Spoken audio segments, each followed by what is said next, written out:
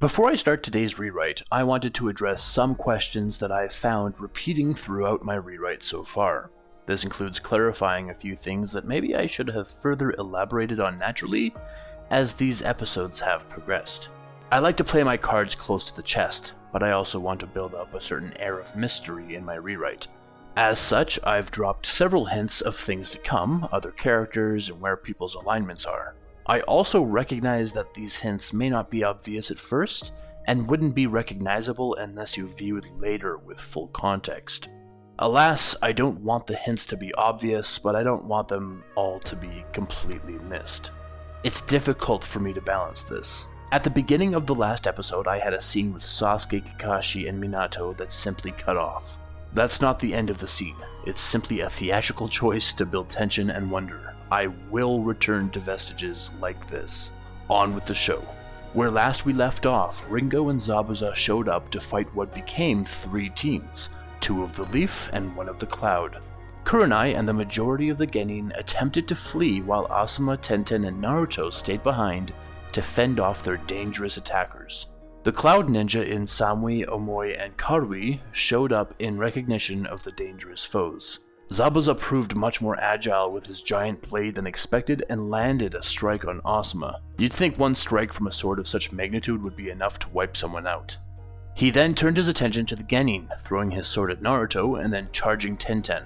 Naruto used the Flying Raijin to get to his kunai on Tenten's person so the two could strike at Zabuza together. A small aside here, I should have included a small moment when Naruto gave Tenten the kunai in the previous episode. It would have been very easy to do. It's a chakra blade, so she could have used it for practice, or she could have been really interested in the blade of choice of the 4th Hokage. There's any number of reasons she could have had it, and I didn't write that in, so apologies for that. Zabuza's eyes widen, shocked that 2 children have the courage to attack him, completely unaware of who or what he is. Tenten leads with a kunai and Zabuza slides around it, catching her wrist and throwing her far into the water. The kids did not have time to master water walking, and so Tenten needs to swim back to the action. Meanwhile, Naruto leads with a fist, which Zabuza easily stops, kneeling faster than Naruto can see and punching him in the stomach. As Naruto reels from the quick strike, Zabuza starts casually walking to his sword. Eyes tearing from the strike, Naruto wills himself up and throws a few shuriken at Zabuza, attempting to stop him in his tracks. Working through the pain, Naruto charges Zabuza with the same reckless taijutsu that Asuma had already told him to stop relying on. Turning to meet him, Zabuza stops another punch and with the same hand withdraws and hammers down with the speed of a snake onto Naruto's arm, breaking it at the elbow. Gasping in shock, adrenaline bleeding away in place of pain, Naruto falls backward, holding onto his broken arm. As he looks up at Zabuza, the distance in their strength and skill becomes a reality at last, and Naruto tries to crawl away from Zabuza, his fear of the real threat starting to take hold. He tries to look around or yell for help, but no voice comes as the demon picks up his mighty blade and turns again to Naruto. Despair and cold loneliness takes Naruto. The end has come. Zabuza holds up his blade, the faint outline of a smile beneath his rapt face as he brings it down.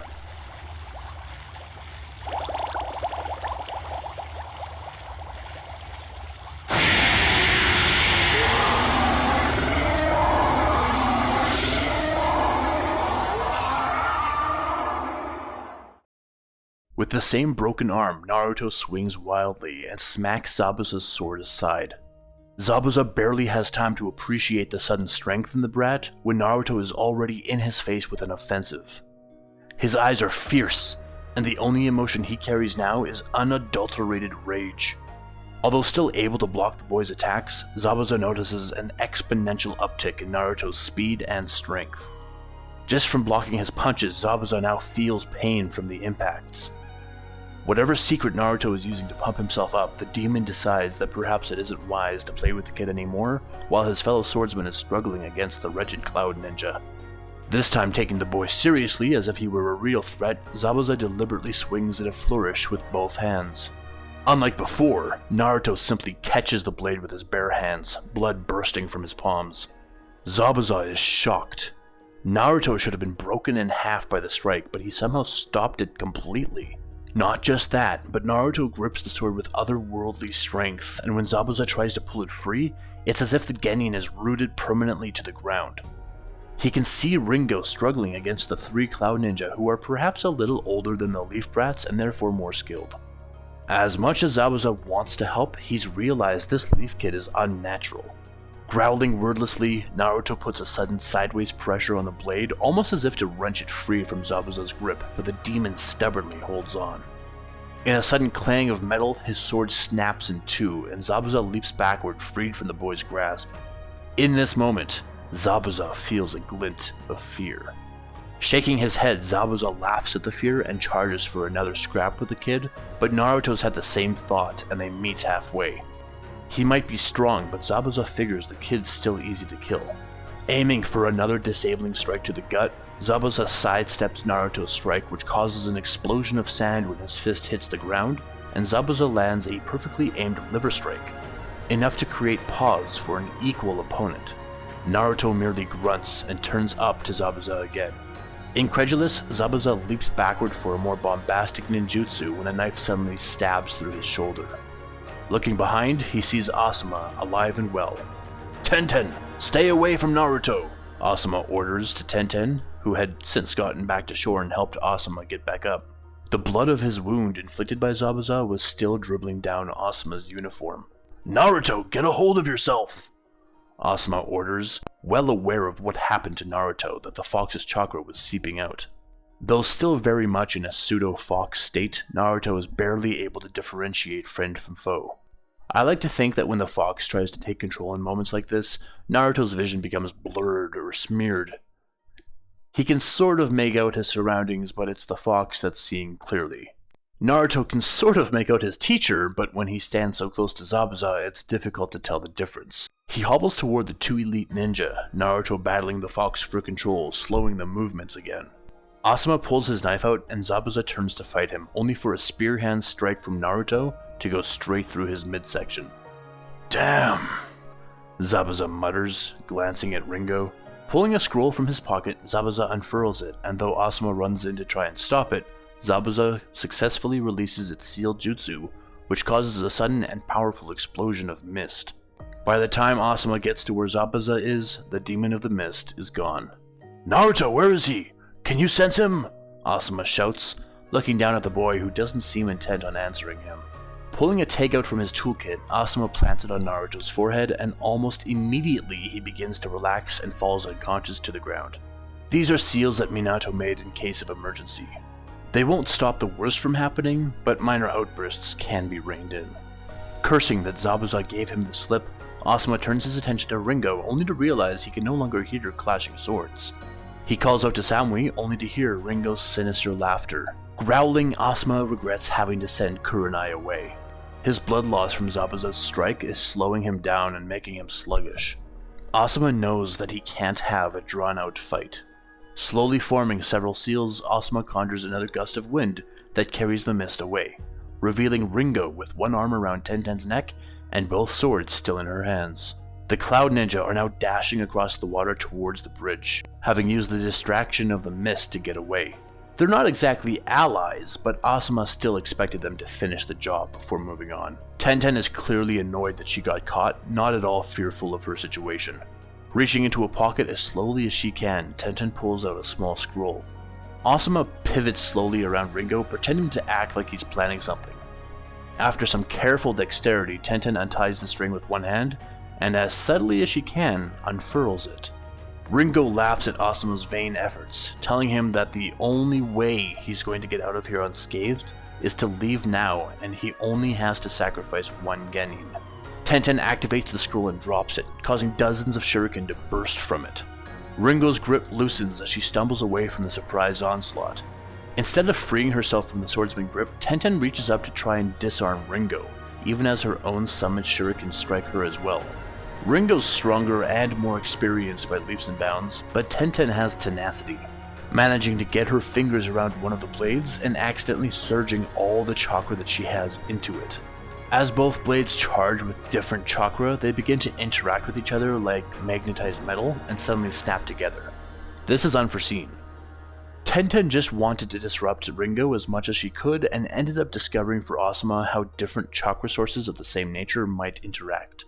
Ringo kicks her aside, now struggling to separate her blades, but Asuma's run out of patience. In the open, once Tenten is knocked aside, Asuma charges in and lands a fatal blow. Ringo stumbles, surprised by the strike, but it is a merciful strike, and shortly after collapsing, she's gone. Panting, Asuma helps Tenten up and tells her it's safe to go help Naruto now. He looks across the water as he starts applying first aid to himself, and now that the fighting is over and silence has fallen, he can hear distant explosions. The Cloud Ninja must have known about the bridge as well. Perhaps they were watching Asuma's group from the very beginning. Tripping, Asuma looks down at the now drained twin blades of Amayuri Ringo. These are times of unrest and conflict. He picks up the blades as spoils of their victory. Let's go back in time a touch, shall we? Naruto asks who uses needles as a weapon. Zabuza Momochi. Where there's one, I guess we should expect more. Asuma teases, their B rank mission suddenly launching to an S rank. Kill them all, Zabuza orders to seemingly no one, as the Leaf Ninja begin to flee. Fleeing through the woods, Kurenai leads the Genin, who are slowed by carrying Shino's unconscious body. Hinata is updating her with who's approaching. She's confused because it seems like one person, but they're in multiple places at once. When Kurenai tells her other shinobi can use clones too, Hinata shakes her head. This isn't clones. She suggests that it's just one person who's moving very fast and creating the illusion of multiple people. While Kurenai wonders for just a moment what Hinata is exactly seeing, she decides it might be the most beneficial to turn and face their opponent. Because Hinata is on tracking duty and Shino is unconscious, Kurenai can only rely on Sakura and Choji for on-call assistance. Hide! Kurenai orders to the group and the Genin flee to shrubbery. Kurenai notices several white slates forming around them, suspended in the air. All of them fill up with the face of a mist Anbu. He's moving between them, Hinata stammers, unable to keep up with his movements. Needles fly through the air into a nearby bush, followed by Choji's yelp of pain as the Genin jumps from the bushes with 3 needles in his arm. Choji, we need a distraction. Show us what your family can do and smash some of those slates, Kurenai instructs. Jumping toward one of the slates, Choji expands an arm and mashes it into the slate, but it barely cracks. Before he can swing again, a second set of needles jab into his shoulder and he dives away to avoid more.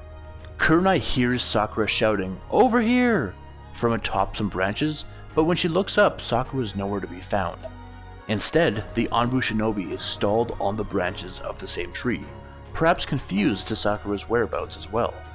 In the moment he's looking away, Kurenai masks the ninja on the ground as bushes themselves and leaves a genjutsu in her place of a fake, illusory Choji. When the ninja looks back down and sees only Choji visible, he dives in closer for another assault. Kurenai falls atop the ninja, having climbed up a tree while hidden, and pins him to the ground.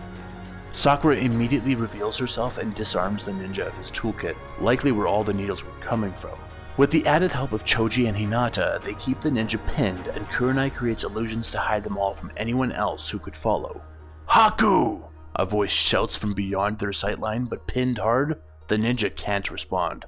The ground begins to rumble, and an odd roaring fills the air as Kurenai realizes the forest is getting flooded by a massive wave of water. Grabbing Shino and ordering the Genin to safety, Kurenai watches as the Anbu ninja below gets washed away by the water. After waiting 10 more minutes in absolute silence, they're greeted at last by Tenten and Asuma with Naruto unconscious on his back. Finally reuniting without any threats nearby, Kurenai properly treats Shino, carefully removing the needles. The moment she removes the last needle, Shino stirs and gets up on his own. He tells him that his body just went limp. He was conscious the whole time, and Kurenai and Asuma wonders about who could have thrown them with such precision and skill. While everyone's gathering themselves to leave for home, Kurenai asks Sakura how she projected her voice from the trees. Sakura said that the advanced genjutsu Kurenai taught her about was creating false sounds, to make it sound like a single kunai was thrown when there were several. She thought if she could replicate or make singular sounds like that, then surely she'd be able to replicate her own voice in the same way, but had to throw a stone to carry the jutsu to the set location. Sakura expresses gratitude that no one noticed the stone thrown to manage that little stunt, and also that she'll work on it so that next time she won't have to throw anything but her voice. Kurenai smiles at Sakura that the young Kunoichi was already so clever with her use of jutsu. Prepared for travel, the team sets out more cautiously than ever, hoping more than anything just to cross that border into the land of fire. And thus we conclude today's episode. I want to mention a few things about the dreaded power scaling in my story. I really don't like the concept of power scaling, but for the sake of comparing this rewrite to canonical material, it's actually pretty important in this case. There were a few comments in the last video that were pointing out that there's no way Asuma would get done in by Zabuza so quickly. So let's set the record straight, shall we? In my story, there are going to be some characters that shouldn't be alive or exist in this timeline. These are characters like Ringo that I wanted as a semi-serious threat, but not so powerful that she could overpower the team. Simultaneously, she was fighting off Omoi and Karui, who are both genin here, but still older than Naruto's age group. I was hoping this came off that she was also powerful, not just Zabuza and Kisame. Furthermore, in direct regards to power scaling, there's going to be a much smoother ramping of power. Like anything, spikes are super important, which is why I had Naruto transform from useless against Zabuza to dangerous, and more on that in a second. But for characters like Zabuza, who are one-time threats in canon, to provide a smoother transition from one threat to the next, I've powered up a lot of the villains. They're not tailed beasts, but we can't have characters like Kurenai just be flatly declared as equal to Itachi in terms of genjutsu. I personally think that's hogwash, but apparently she is a once-in-a-generation prodigy. There was also a lot of assumed power in part 1 of Naruto that I want to paint more realistically. So long and short of it is that characters like Zabuza and Danzo are way more powerful to be more credible, valid threats. In my rewrite, Zabuza was unsettled by Naruto and caught off guard, but in a fair one-on-one, he is stronger than Asuma. And again, that's not to say that Asuma's weak by any stretch, simply that I've powered up certain villains. Finally, let's talk about Naruto. Naruto in canon, prior to gaining control of the fox, often unleashes the fox chakra through rage, but that's never made sense to me. Is the logic that since the fox is always angry, their emotions line up and therefore for some reason he can emerge? There might be a better explanation, but here's mine for my rewrite. Naruto is in control of his body. He can control his chakra in any number of ways like every other ninja. However, Naruto has a caged beast inside of him that wants nothing less than to escape. At this stage in the story, that's all the Nine Tails wants to do. Another aside, I will only refer to Kurama as the Nine Tails because he is a monster at this point, not because I don't know his name. So for Naruto, I thought a more realistic and scary trigger for the fox to emerge would be fear. If Naruto is fearing for his life and is reaching for help from any source, I think it would definitely be a more realistic approach by the fox. I also wanted the fox to literally communicate as rage and evil in this reveal. And that's because, though he's not inherently evil, he's certainly extremely angry, and he'll take that out on anyone. So keep in mind that my Zabuza is much stronger than in canon, and conversely, my fox is also much stronger. Even though he's possessing a child, the fox is still strong enough to push someone as strong as Zabuza back. But again, in a one-on-one between Zabuza and a fox-possessed Naruto, Zabuza would probably still win, simply because Naruto's a little kid. Anyway, enough rambling for now. Look forward to Friday where we get a peek at some other characters. The story is just going to unfurl more and more from this point on because the sky's the limit.